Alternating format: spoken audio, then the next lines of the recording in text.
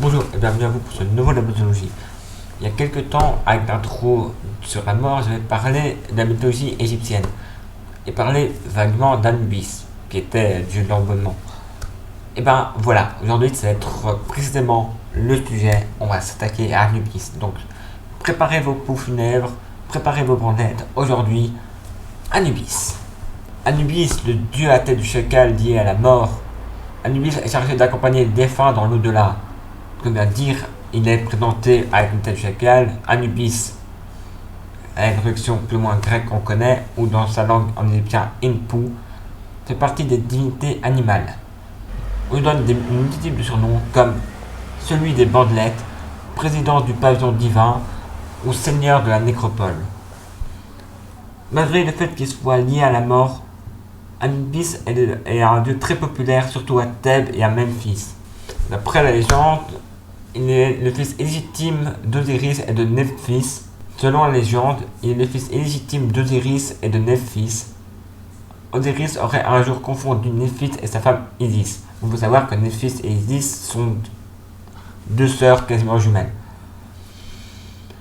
Anubis aurait donc été conçu comme cela, sur un adultère.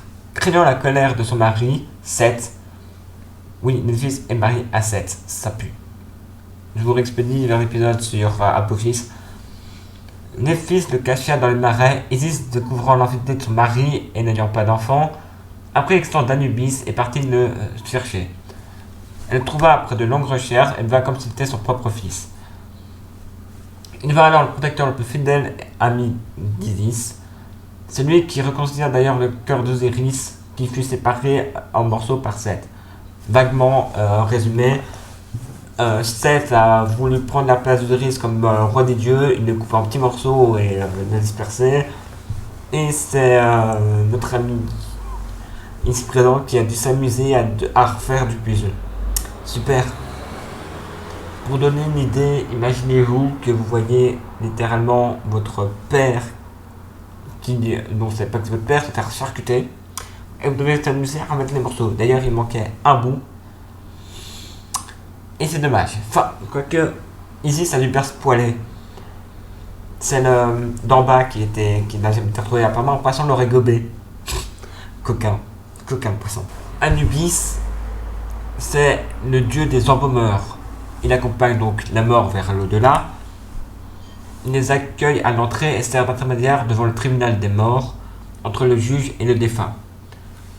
Il procède aussi à la pesée du cœur. Comme j'ai déjà dit dans l'intro, c'est ce qui détermine si le mort possède une bonne ou une mauvaise âme. Vous avez intérêt plutôt à avoir une bonne âme, parce que je vous rappelle qu'il y a une grosse de bêtes qui attend que ça, une bonne âme, elle est bouffée. Si un mort désire retourner sur Terre, il doit passer obligatoirement par lui pour le faire. Mais c'est très compliqué. Il est également le dieu de la sagesse et de la magie, un peu comme Thoth. On le trouve dans les liens externes comme dieu et juge des enfers de l'ancienne Égypte, God of Ancient Egypt, donc les dieux de l'ancienne Égypte. Et merci à Wikipédia qui bien sûr est une source intarissable de conneries. Non, honnêtement, Wikipédia je troll, mais merci à tous les livres et tous les trucs archéologiques que j'ai pu lire pour m'aider. Donc que ça soit les divinités, l'Égypte et ses mystères, le Louvre, parce que oui, je ne vais pas mentir, quand j'avais été à l'époque au Louvre, sur tout ce qui était le rayon égyptien, j'ai pris beaucoup de notes et j'ai retrouvé mes photos, etc. Donc ça m'a beaucoup aidé. Sur ce, je vous laisse vous dire à bientôt pour un prochain épisode. Ciao!